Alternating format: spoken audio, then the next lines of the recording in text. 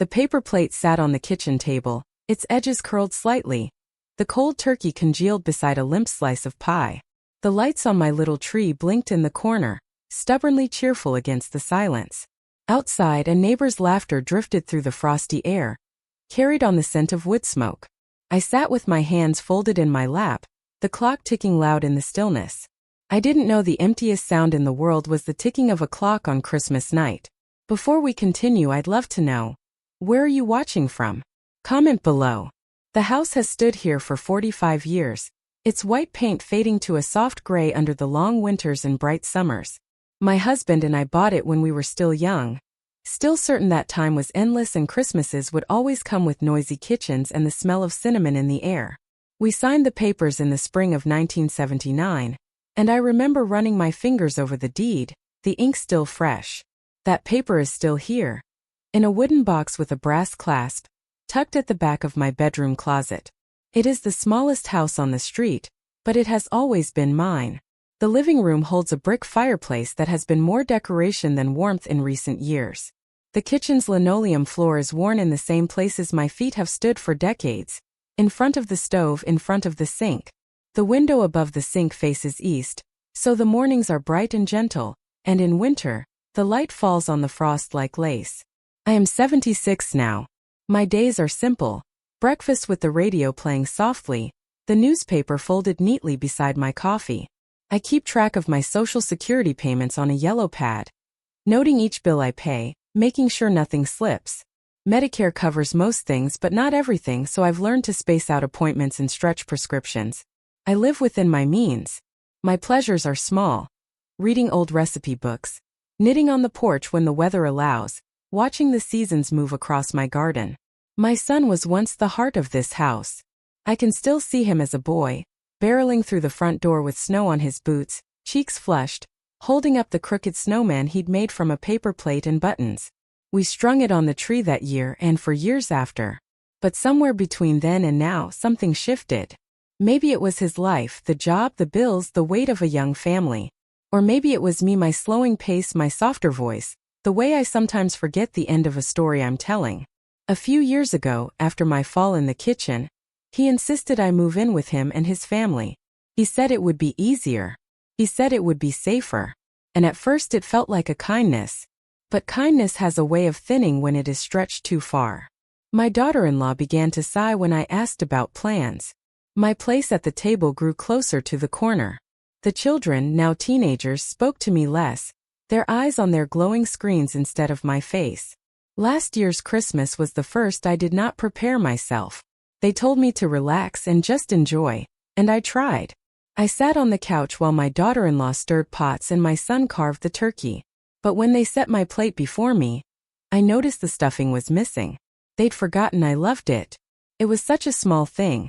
A scoop of bread and herbs, but it felt like a sign, though I tried to ignore it. This year the hints began early. In October I overheard them talking in the kitchen about extra stress this season.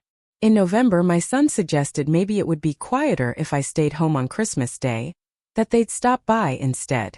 I smiled and nodded, though I felt something sink inside me. I told myself it was fine, that I could have a quiet day with my own tree, my own tea, my own memories. In the week before Christmas I decorated anyway. I took the old box of ornaments from the closet, the glass bells, the crocheted stars, the little wooden reindeer my husband carved the year he lost his job. I set up the artificial tree, the same one we bought 15 years ago when real trees became too heavy to drag inside. I placed the angel on top, tilting her head so she wouldn't look quite so stern. I wrapped no presents this year. There was no one to give them to in this house. But I baked a small loaf of cranberry bread, because I have always baked something for Christmas. The smell filled the kitchen, warm and familiar, though it seemed to linger in the air longer than the laughter ever would. The night before Christmas, I sat by the window and watched the snow fall under the streetlight. The world was so quiet it felt almost tender.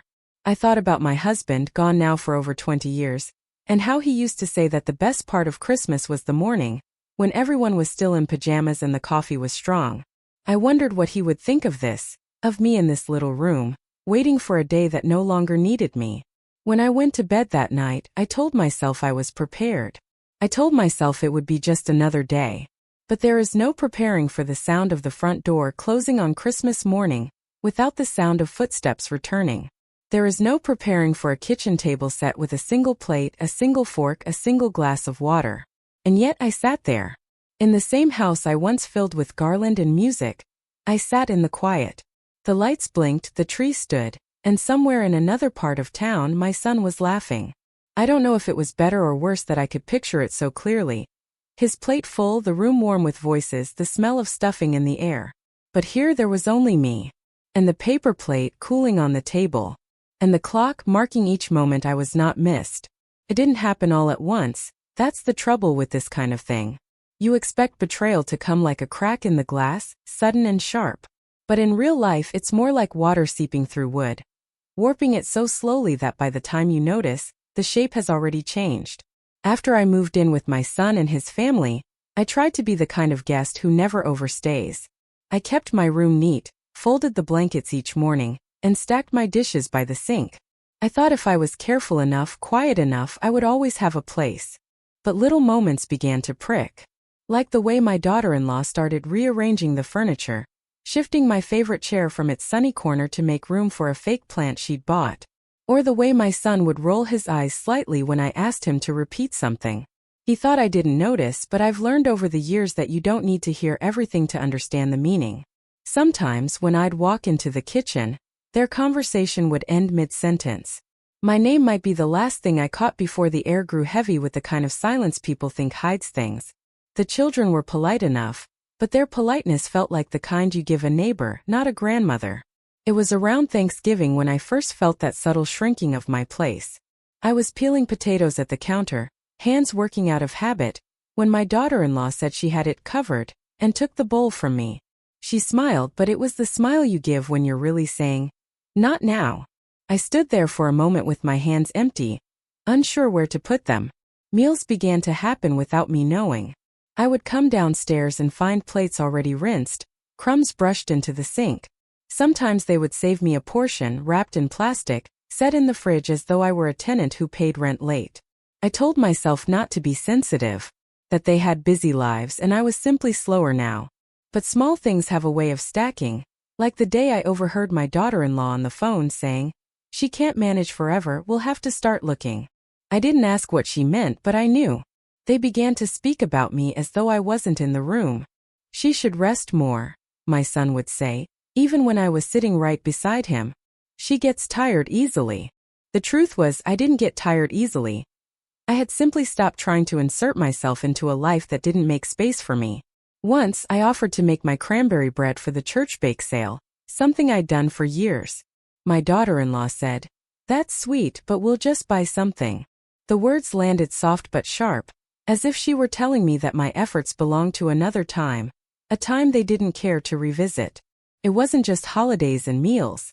Even the objects around me began to change. The quilt my mother had made, full of worn squares in blues and yellows, was folded and put into a storage box to keep it safe. Family photos I'd brought were moved from the living room shelf to my bedroom dresser. My presence was being gently, almost politely, reduced to a single room. I tried to tell myself it wasn't intentional, that it was simply the way life shifts when generations live under one roof. But sometimes, in the way my son looked at me, I felt something colder. Not dislike exactly, more like calculation.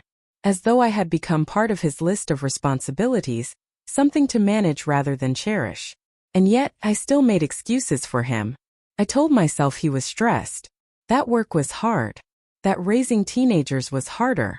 I didn't want to believe that the little boy who once asked me to hold his mitten in the store could grow into a man who would see me as a burden. Then came the week before Christmas. He came into my room one afternoon, hands in his pockets, and said, "It's going to be a full house at Jenny's parents' this year. We thought maybe it'd be easier for you to stay here. We'll swing by later, maybe have dessert together." He said it like it was a favor, sparing me from noise and travel. I nodded and smiled, even though I felt something hollow open inside me. The truth was, I could still travel. I could still sit at a table. But he had already decided. That night, I sat in my chair by the window and thought about all the years I had set a place for him. Even the years when money was tight and we ate more potatoes than turkey. I remembered how, even then, I made sure his stocking was full, his gifts wrapped. And now, here I was, an afterthought to my own family's celebration.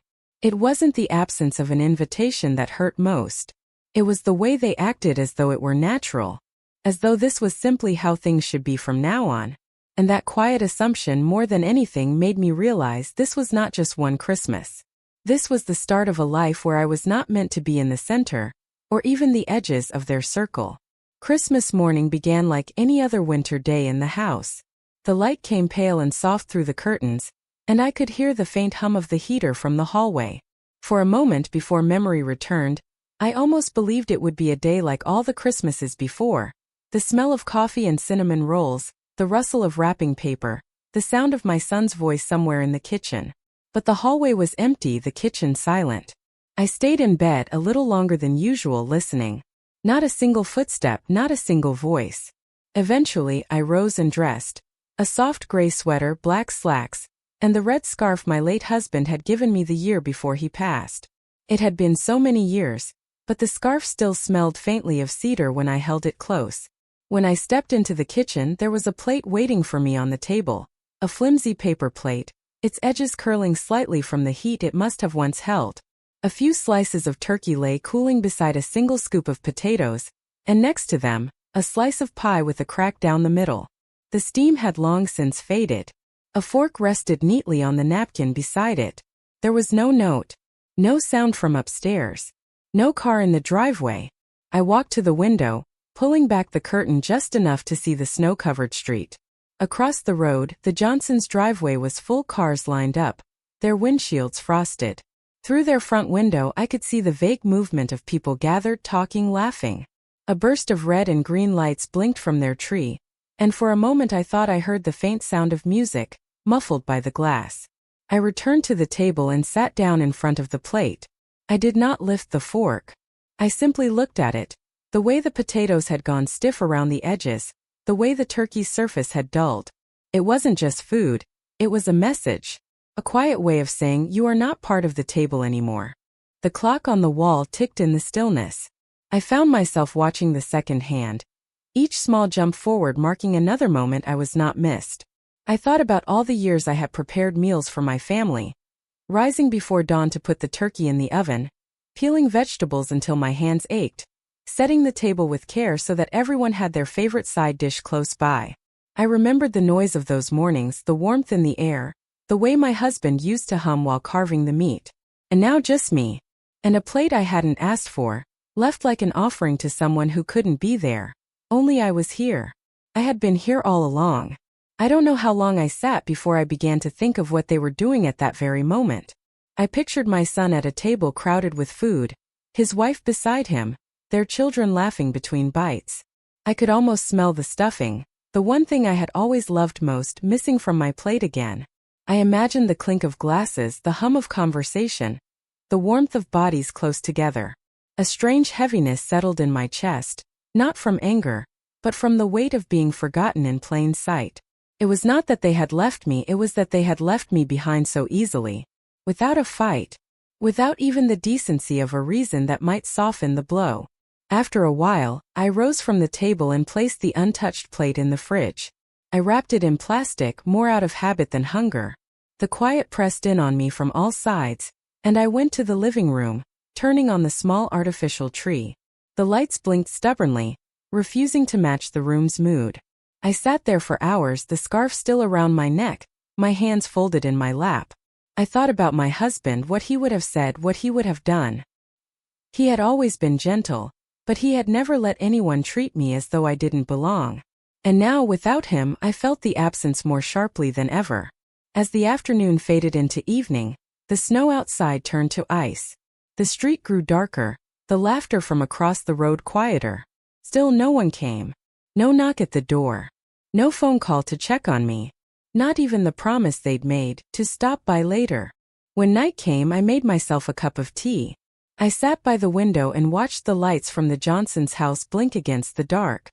I told myself that I would remember this, not as a moment to feel ashamed, but as a line in the sand.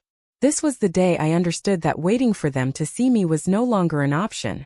I had been pushed to the edges of their lives so quietly that even I had started to believe I belonged there. But the truth was, I still had my name on the deed to my home. I still had the right to decide where I would stand. I didn't cry that night. I thought I might. I even waited for the tears to come. But they didn't. Instead, there was a strange calm in knowing that the people I had loved most had shown me, without words, exactly how they saw me. And in that calm, somewhere deep inside, the smallest spark of resolve began to glow. The morning after Christmas, the house was still. Outside, the snow had hardened into a thin layer of ice, glittering in the pale sun. I moved slowly through the rooms, my slippers whispering across the floor. The paper plate from the day before still sat in the fridge, its contents untouched. I opened the door, looked at it for a long moment, then closed it again. Something inside me had settled during the night. Not healed, not yet, but settled. The shock had passed, replaced by a strange clarity. I could see the truth now, not clouded by excuses or hope. They had made a place for me in their home, but not in their lives. And the difference between those two things had become impossible to ignore. I walked to my bedroom and opened the closet.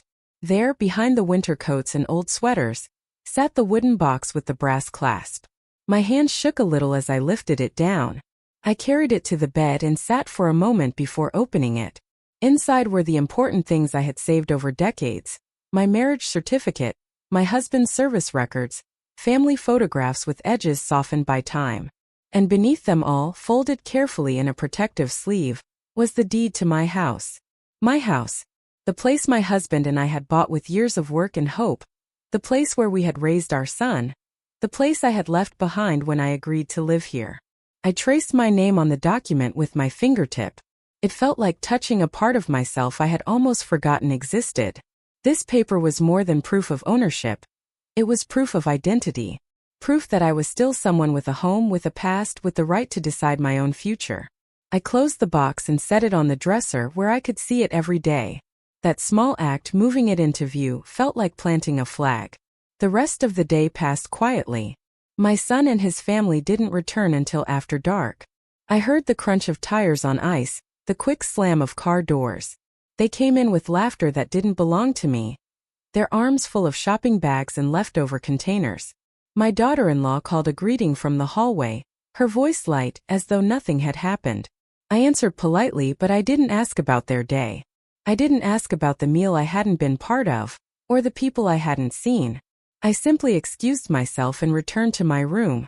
Over the next few days, I began to notice how much of my life here was built around waiting for them to invite me to the table, to include me in conversation, to give me some small sign that I belonged. And I thought about how much time I had left.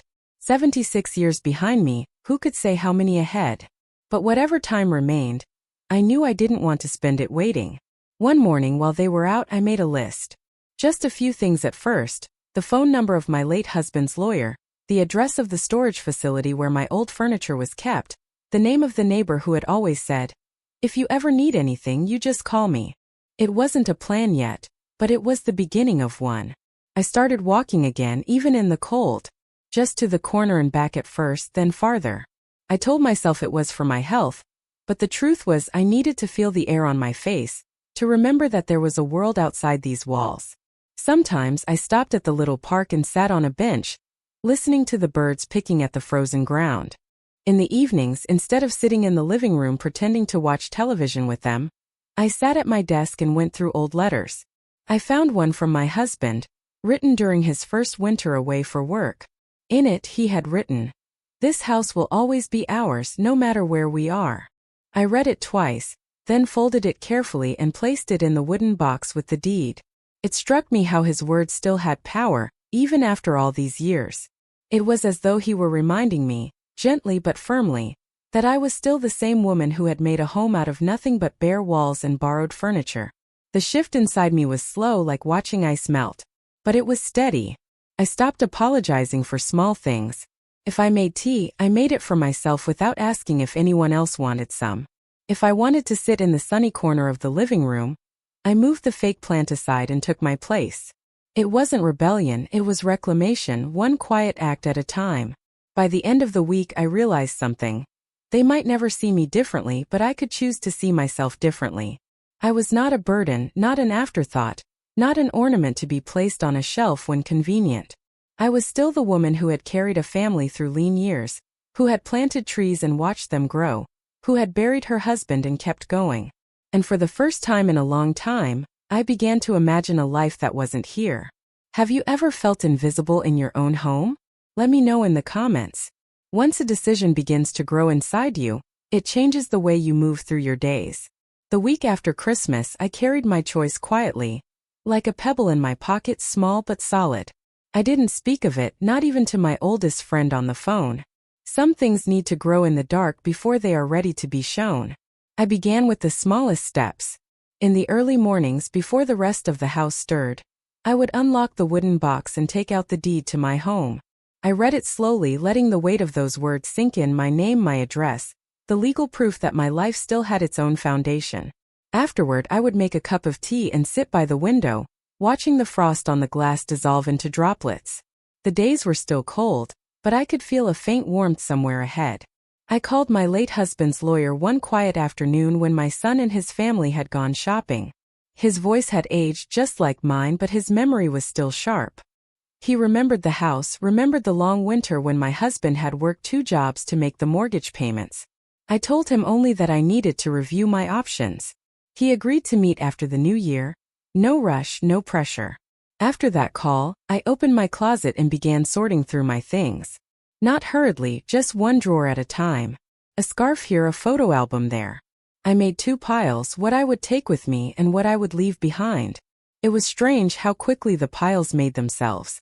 I realized that most of what mattered to me could fit into just a few boxes. The rest, the spare sweaters, the extra teacups, were just noise. In the evenings, I began organizing my papers. I found my social security statements, my Medicare card, my insurance information.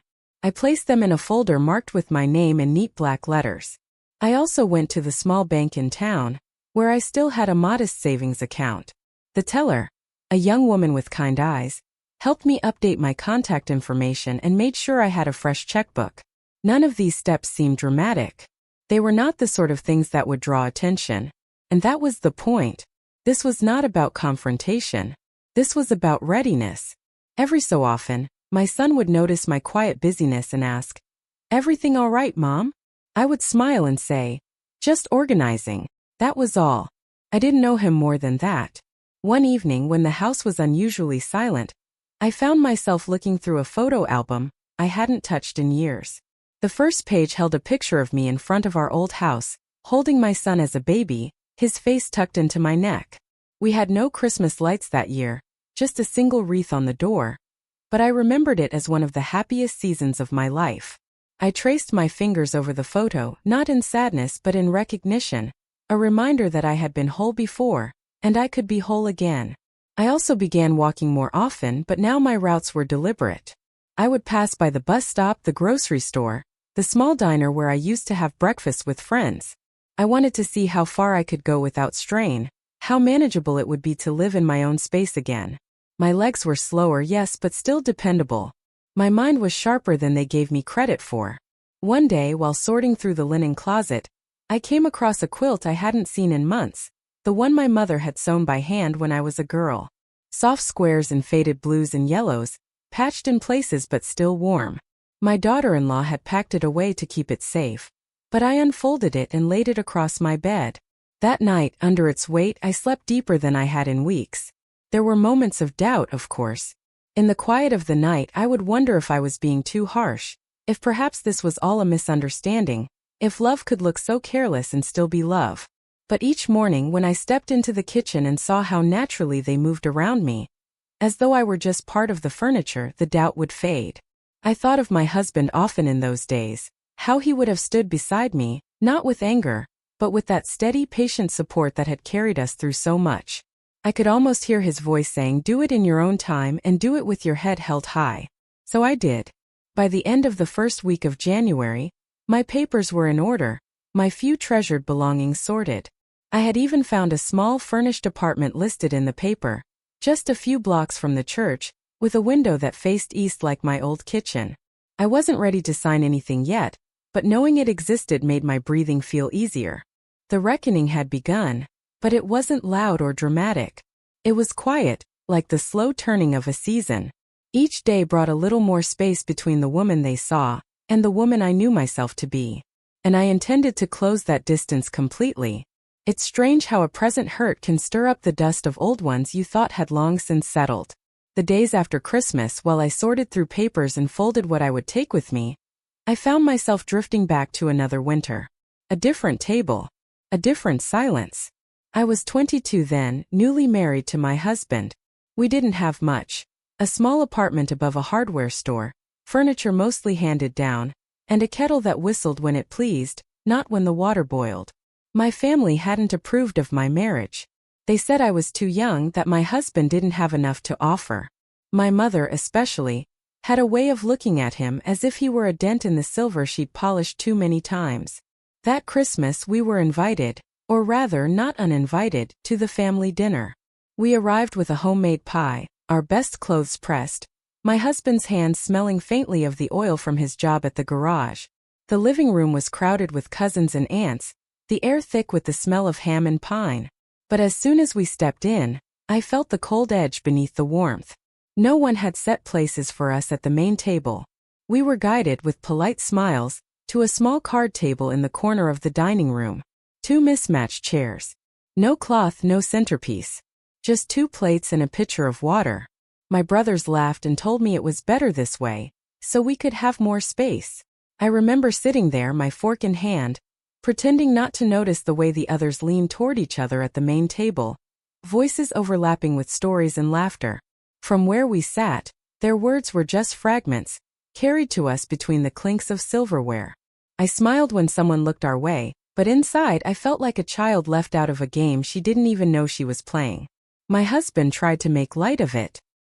He told me later that the pie had been the best part of the meal. But I could see the tightness in his jaw as we walked home through the snow, the pie tin swinging empty at his side. That night I lay awake, listening to the creak of the old radiator and thinking, so this is how it feels to be quietly set aside. It wasn't the last time either. When our first child was born, my mother came to visit once, then didn't return. Birthdays went by without a call. We were still family, but only in name. We learned to build our own circle, to fill it with people who didn't measure worth in table placements or job titles.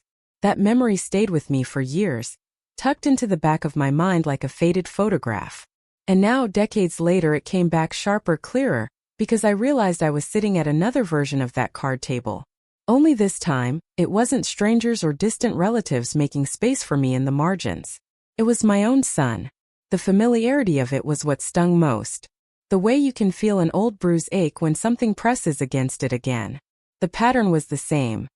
Polite words, the appearance of inclusion, but the reality of separation. And just as I had done then, I found myself trying to soften the truth with excuses. Back then I told myself my family was just set in their ways, that they didn't mean to hurt me. Now I told myself my son was just busy, that he didn't realize how much I noticed. But I had learned something important in all the years between those 2 winters. People know when they've left you out. They know. What I hadn't realized then, but understood now, was that exclusion, when done quietly enough, can be more wounding than any loud dismissal. It leaves you with nothing to argue against, no single moment to point to. Just a steady erosion of place, until you are standing on the edges of your own life. The young woman I was that Christmas long ago didn't know how to respond. She sat quietly at her little table, smiled when spoken to, and told herself it was enough to simply be in the same room. The woman I am now knows better. I remembered the walk home from that dinner, how the snow crunched under our boots, how my husband slipped his hand into mine and said nothing. His silence that night wasn't coldness, it was understanding. It was the unspoken agreement that we would, from that moment on, decide for ourselves where we belonged. That memory became more than just a piece of the past in the days after this most recent Christmas. It became a mirror. And in that mirror I saw myself, not as someone left behind but as someone given the chance to choose differently this time. The hurt was still there, yes. But underneath it there was also something else. A recognition of my own strength. I had survived that earlier winter. I had built a life with my husband out of the scraps we were given. I had learned to create warmth where there was none offered. And now I could do it again. It was the second week of January when the last piece of the picture fell into place. The holidays had faded from the world outside. The lights taken down, the trees dragged to the curb, the air emptied of music. Life had returned to its usual pace, but in my chest, something still beat harder than it should. I carried my quiet plans like a small flame cupped in my hands, steady but hidden. That afternoon I was in the kitchen folding clean dish towels when the phone rang. My son had left his cell on the counter while he and his wife went to pick up groceries. Normally I wouldn't touch it, their things were their own. But the screen lit up with a name I recognized. The real estate agent who had helped me and my husband buy our house all those years ago. Before I could think, my hand moved. I didn't answer the call, but I tapped the screen to see the recent texts. I told myself it was only to be sure nothing urgent was being missed. But what I saw made the room tilt slightly around me. The messages were clear. Dates of conversations, details about market value, and potential buyers. References to the property, my property, as though it were already his to sell. And then one line that sat on the screen like a stone. She'll be ready to move soon. We just have to keep easing her toward it. I read it twice, 3 times until the words blurred. My first thought wasn't even anger. It was disbelief, the kind that makes you stand still because moving might make it more real. I placed the phone back exactly as I'd found it, the towel still half folded in my hands. The house was silent but for the hum of the refrigerator. I could hear my own breath, uneven as though I'd climbed a flight of stairs.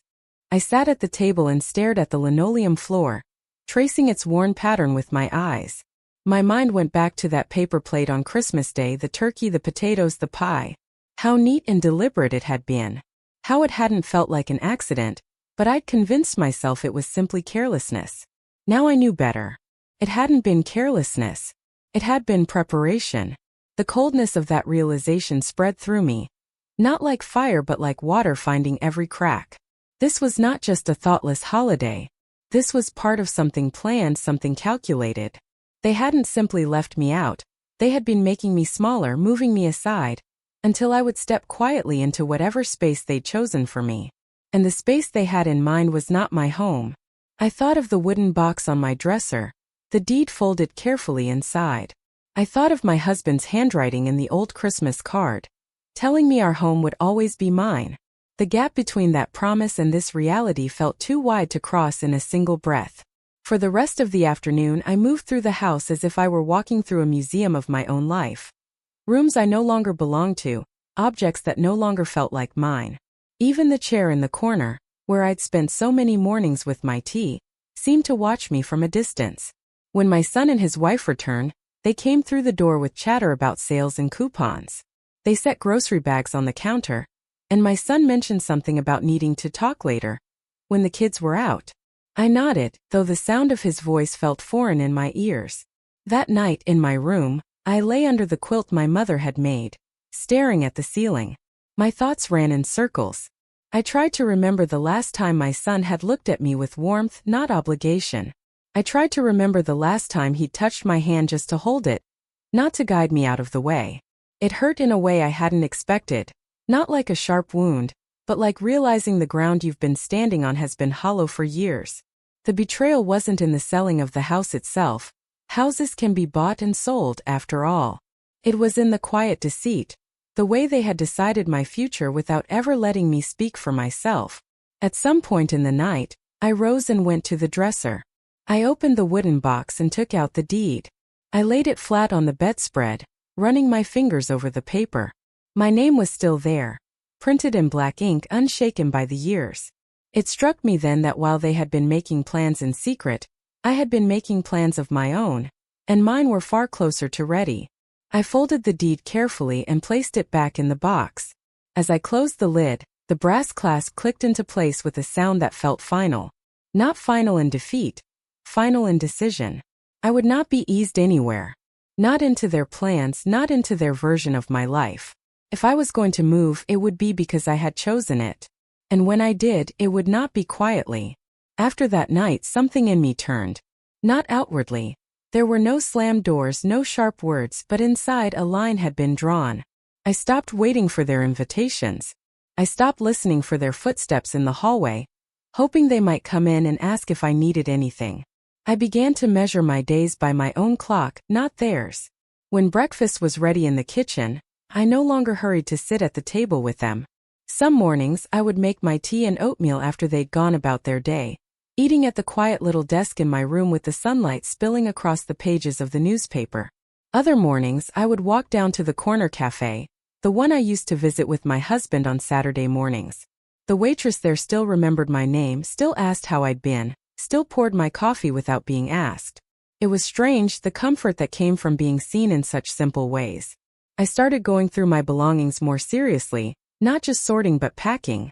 Not all at once, just a box at a time. I chose the things that felt most like home to me.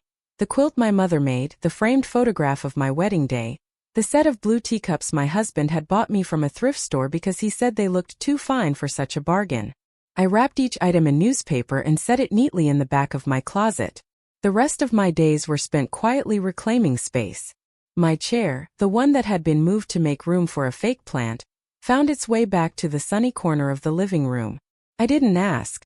I simply placed it there one afternoon while they were out, sat in it with my knitting, and let the light warm my hands.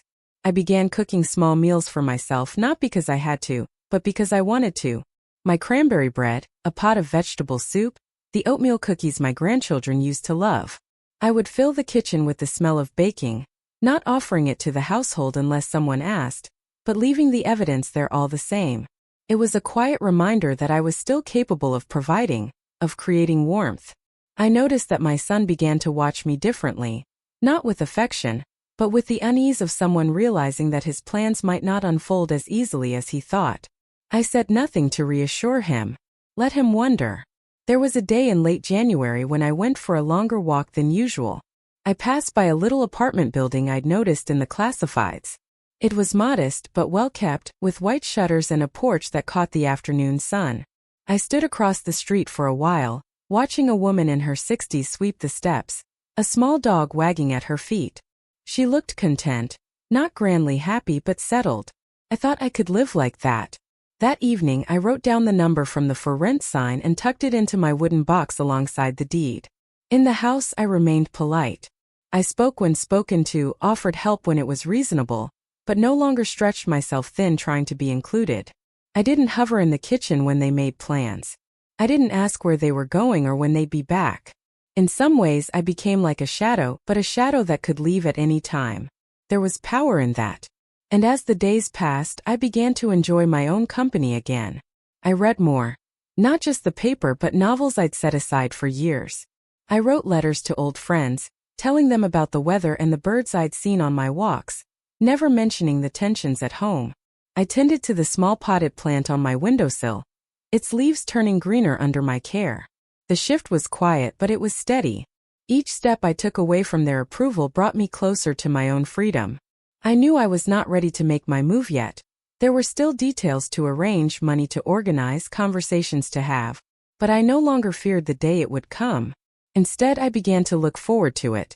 There was a particular morning, bright, cold, the air sharp enough to sting my nose, when I realized I had not thought once about their Christmas table in several days.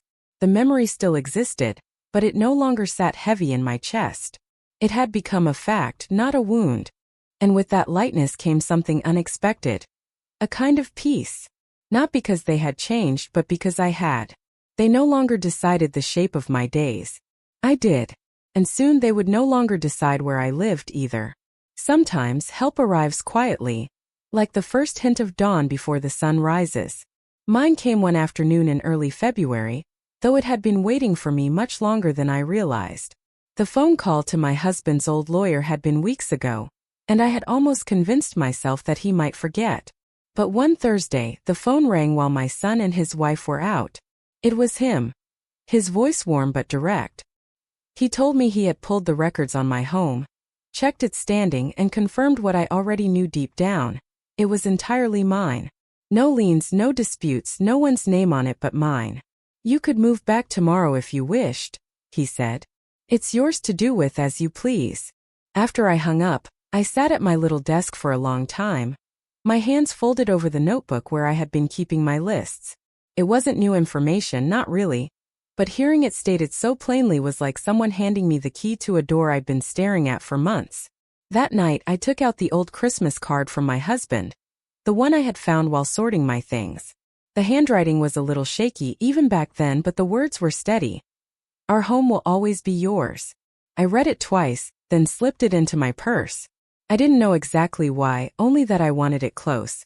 In the days that followed, I found myself walking more purposefully. One morning, I stopped by the cafe and mentioned to the waitress, an old acquaintance from church, that I was thinking of finding my own place again. She leaned on the counter and said, "If you need anything, a ride, help with boxes, anything, you just tell me." Her words were simple, but they landed deep. It wasn't just her. People had been offering me quiet kindnesses for years. The neighbor who brought me cuttings from her garden, the postman who lingered a little longer when handing me the mail, the woman at the library who always saved the newest mystery novels for me. These small gestures had been easy to overlook when I was focused on making myself fit in here, but now they shone like tiny lamps along a path I hadn't realized I was walking. And then there was the strength that came from inside, from remembering who I had been before I allowed myself to become so small. I began recalling the winters when my husband and I scraped by with little more than determination, the summers when I worked 2 jobs so we could afford school clothes for our son, the years I managed our home while caring for my aging parents. None of it had been easy, but I had done it. And I could do it again. One afternoon while my son's family was out, I called the number for the small apartment building I had passed on my walk. The voice on the other end belonged to the same woman I'd seen sweeping the porch. She told me there was still a 1-bedroom available, sunny in the mornings, quiet in the afternoons, with a little shelf by the window where she kept her plants. I didn't commit. Not yet. But I asked her to keep my name. She said she would. That evening I opened my wooden box again. I laid the deed on the bed beside the Christmas card. Then added the slip of paper with the apartment address and the lawyer's number. These were my anchors, reminders that my life was not fixed to the spot where I stood now. From then on, each action I took felt different. Packing a box was no longer just tidying. It was preparation. Writing a letter was no longer just a pastime. It was a way of reweaving the threads of connection that would hold me when I stepped out of this house for good. Even my walks became purposeful, routes mapped in my mind to the places I might soon visit more often, the market, the church, the cafe. I began to notice changes in the house too. My son's tone had shifted, still polite, but edged with something I couldn't quite name. He asked once if I was doing okay, with that lingering way people have when they want you to answer one thing but suspect another. I told him I was fine, which was true in a way it hadn't been for months. 'Cause I was fine. More than fine. I was ready. I had an ally in the lawyer, in the cafe waitress, in the woman with the little dog on the porch, and in the quiet resilience that had carried me through every season of my life. It wasn't loud, this strength. It didn't shout or demand. It simply stood steady and unshaken, waiting for the moment when I would finally decide to use it. Have you ever found strength in moments of silence? Let me know. It started with glances, little flickers of his eyes when I walked into the room, as if he were trying to read something in my face. My son had always been confident in his dealings with me, certain that I would go along with whatever was decided, but now there was something else there. Caution perhaps. Maybe even unease. I gave him no reason to ask questions. I kept my voice steady, my answers brief. If he asked how I was doing, I would say fine. If he asked about my day, I would mention a walk, a book I'd read, a letter I'd written. I spoke in the way people do when they are keeping something for themselves. It didn't take long for him to notice. One evening in late February, I was sitting in my chair by the window, knitting a scarf from leftover yarn. He came into the living room and stood for a moment, hands in his pockets. "You've been busy lately," he said. I smiled and kept my eyes on my knitting. "I suppose I have." He lingered as though waiting for me to fill the silence, but I didn't. Eventually he left the room. It was a small moment, but I could feel the balance shifting. I began to see small changes in his behavior. He started checking in more often, asking if I needed anything when he left for errands. My daughter-in-law began leaving a place for me at the table again, though her tone was careful, as if she weren't sure whether I'd accept. Sometimes I did. Sometimes I didn't. I made no explanations either way. It's a curious thing. watching the quiet consequences of someone's choices catch up with them. They had made a habit of deciding for me, of treating me as if my place were theirs to define. Now, without confrontation, I was showing them that my place and my choices were mine alone, and they didn't quite know what to do with that. One Saturday morning, I walked down to the cafe and stayed longer than usual. I chatted with the waitress, took my time with my coffee, and picked up a few groceries from the market on the way back. When I returned, my son was in the kitchen. "We were wondering where you'd gone," he said, his voice almost light but edged with something else. I set the groceries on the counter and said, "Just out."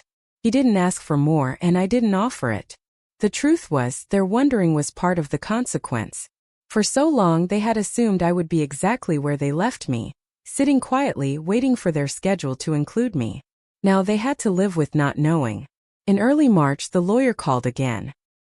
He had drawn up some papers to ensure that my home remained in my name, and that any decisions about it would be mine alone. He suggested we meet to sign them. I agreed, making a note in my calendar with a quiet satisfaction. I didn't tell my son. That information was mine to share or not.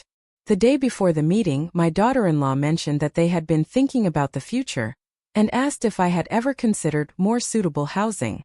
The words were careful, chosen like fragile china that might break if set down too hard. I simply said, "I have," and I left it there. I could see her pause just for a moment. I think she expected me to protest, to defend my right to stay, to plead for consideration. Instead, I had agreed, without telling her that my vision for that more suitable housing was entirely my own. From then on, I sensed their uncertainty growing. Conversations between the two of them dropped to whispers when I entered a room. Doors closed a little quicker. They began asking about my plans more often, questions dressed as casual interest, but I could hear the concern under the surface.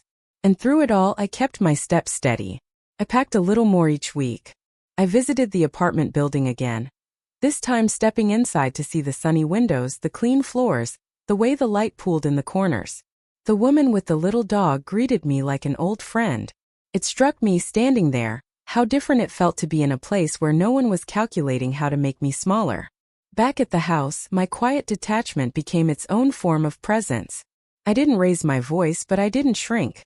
I didn't chase after their approval, but I didn't close myself off entirely. I simply stood in my own space, and they could feel it. The consequence of their choices was not that I hated them, or even that I left abruptly. It was that they no longer had the certainty of me. And people often find that harder to bear than outright anger. One evening, as I folded the last of my winter clothes into a box, I thought about how this all began, with a paper plate on Christmas Day. I realized then that while that moment had been the sharpest cut, it had also been the start of something else. It had been the moment I stopped waiting to be invited back into their lives, and started walking toward my own. And I was nearly there. It was a Sunday morning in mid-March when the words finally came. Not planned, not rehearsed. They arrived the way a river meets the sea, quietly inevitable. The house was unusually still. My son and his wife had returned late from a dinner the night before, and the teenagers were still sleeping. I was in the kitchen making tea, the kettle hissing softly, when my son came down the stairs. He stood in the doorway, rubbing the back of his neck like he did when something was on his mind. "We should talk," he said. I set my mug on the table and nodded. "We should." He took the chair across from me. For a moment he didn't speak, and I could see him choosing his words, weighing them. "Ginny and we've been thinking a lot about the future, about what would be best for everyone. We just want you to be comfortable." There it was, the word they always used when they meant something else. Comfortable. As if comfort were a thing you could box up and hand to someone, as if it didn't depend on the air they breathed or the space they occupied. I didn't answer right away. I let the silence stretch, the way silence can sometimes speak louder than words. Then I folded my hands on the table and said, "I've been thinking about the future too." His eyes flickered, surprise maybe. "You have?" "I have," I said. "And I've decided it's time for you and your family to move out of my home." The words landed without force, but they were solid. Steady. He leaned back slightly, confusion crossing his face. "Your home." "My home," I repeated. "The house. The one your father and I bought 45 years ago." The one I've kept in my name all this time. It's still mine. And it's time I had it back to myself. For a moment I thought he might argue, might insist that we had an arrangement, that he had put time and money into making it ours. But I saw the understanding in his eyes before he even spoke. He knew. He had always known. "I don't think that's a good idea," he said finally, his voice measured. "I'm sure you don't," I replied gently. "But it's not your decision to make." The clock ticked in the corner. Steam curled from my mug. I kept my gaze on him, not hard but unwavering. "I'm not angry," I said. "And I'm not doing this to hurt you. But I've been living in the edges of my own life for too long. I'm ready to take it back."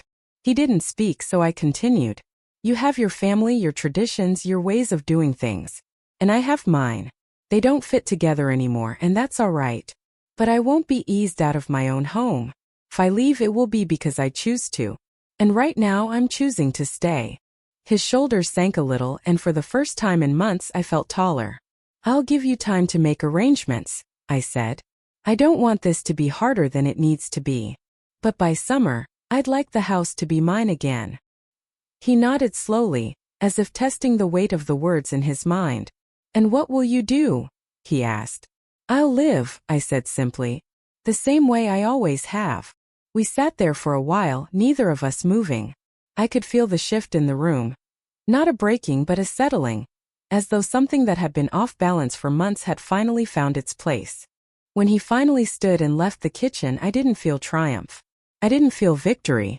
I felt right, as though I had stepped back into my own skin.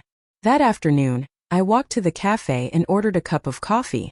I sat by the window watching the sunlight shift across the street, and thought about the months ahead. There would be work to do. Things to sort, rooms to reclaim, spaces to fill with my own life again. But for the first time in a long while, the thought of work didn't feel heavy.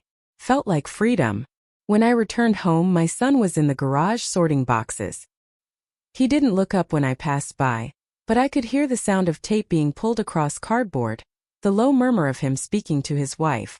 I didn't linger to listen. I didn't need to. The decision had been made, and it was mine. By June, the house had changed. The garage stood empty except for my own things, and the air inside no longer smelled faintly of motor oil or takeout containers. The living room was lighter, as though someone had opened a window that had been stuck shut for years. I could hear the house breathing again, the gentle groan of the floorboards, the hum of the refrigerator, the whisper of wind through the open kitchen window. When my son and his family moved out in late May, there was no dramatic goodbye. Just the slow, steady removal of boxes over the course of a week. I stayed out of their way, offering no help but no resistance either. On the morning they left for good, my son paused in the doorway, keys in his hand. He didn't say much, only that they'd stay in touch. I nodded. I didn't ask for more. After the door closed, I stood for a long time in the middle of the living room. The quiet was thick at first, pressing in around me, but it didn't take long for it to loosen, to feel like air I could actually breathe. I sat in my chair by the sunny corner, the one I had fought to keep in place, and let the light warm my face. The first few days I moved slowly through the house, reclaiming each room one at a time. I took my time in the kitchen, clearing away things that weren't mine, placing my own dishes back on the shelves, folding my tablecloth over the table I had bought with my husband in the early years of our marriage. I opened the curtains wide and let the sun spill across the counters. In the bedrooms, I stripped the beds and laundered the sheets, stacking them neatly in the linen closet. I dusted the frames of the pictures I'd brought out from storage, my wedding photo, the one of my son as a boy with his snowman, a faded snapshot of my husband holding our first dog. I placed them where I could see them often, not tucked away. The yard needed tending too. The grass was overgrown, the flower beds choked with weeds. I called the neighbor's grandson, a polite boy of 16, and hired him to help. Together we pulled weeds, trimmed hedges, and planted marigolds along the front walk. The sight of those bright flowers each morning felt like a welcome every time I stepped outside. I also made changes inside that were just for me. In the spare bedroom, I set up a sewing table by the window. I unpacked my fabric boxes, organized my threads by color, and began piecing together a new quilt. Each stitch felt like adding another square of my own life back into the fabric of this place. The quiet, I realized, was not emptiness. It was space. Space to think, to read, to listen to the clock tick without it feeling like a countdown. Space to make tea without someone asking what I was doing, to open a window without worrying if it would be shut again. I started visiting the cafe more often, sometimes bringing a book, sometimes just watching the street outside. The waitress would smile when she saw me and bring my coffee without asking. I'd stop at the market on the way home, buying only what I needed, carrying it back in my own time. Letters began to arrive from old friends I'd written to over the winter. One invited me to visit in the fall. Another sent me seeds from her garden, wrapped carefully in brown paper. I planted them in a small bed near the back porch, eager to see what they'd become. There were still moments when I thought about my son, not with anger, but with a kind of distant wonder. How had we arrived at such different definitions of love, of family, of belonging? I didn't dwell on it. The truth was I had my answer. And it wasn't mine to change him. One Sunday morning in late June I woke early, made myself coffee and sat outside on the porch. The marigolds were bright against the green of the grass, and the air was already warm. I thought about the Christmas past, the paper plate, the cold turkey, the pie with the cracked surface. I could see it clearly, but it no longer stung. It was simply part of the story. Because the ending was here and it was mine. I had my home back. I had my days back. And perhaps most importantly, I had myself back.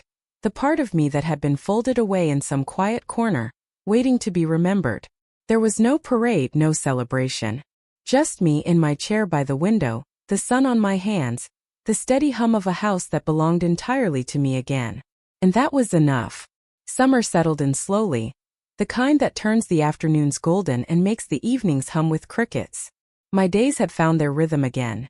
Tea in the morning, a walk to the cafe when the air was still cool, small projects in the house that gave each room my touch once more. Sometimes I would catch myself standing in the doorway of a room I had just finished putting back together, the kitchen with my blue teacups on the shelf, the sewing room with my quilt in progress, and I would feel something I hadn't felt in a long time. Not pride exactly and not relief. Something steadier. A sense of belonging, not because anyone gave it to me, but because I had claimed it for myself. I thought often about the way strength works. It isn't always a voice raised or a door slammed. Sometimes it's the quiet act of not moving when someone tries to push you out. Sometimes it's making tea for yourself without waiting for an invitation. Sometimes it's choosing the long way home just because you can. I know now that my worth was never tied to a seat at their table. It was here in my own hands all along. And when the time came to stand on my own ground, I did, not with shouting but with steadiness. The paper plate from that Christmas is long gone, but the lesson remains. No one else gets to decide when your place in the world has ended. And if they try, you have the right and the quiet power to stay exactly where you are. If you've ever felt unseen or forgotten, remember, your worth doesn't depend on their understanding. Share your story in the comments.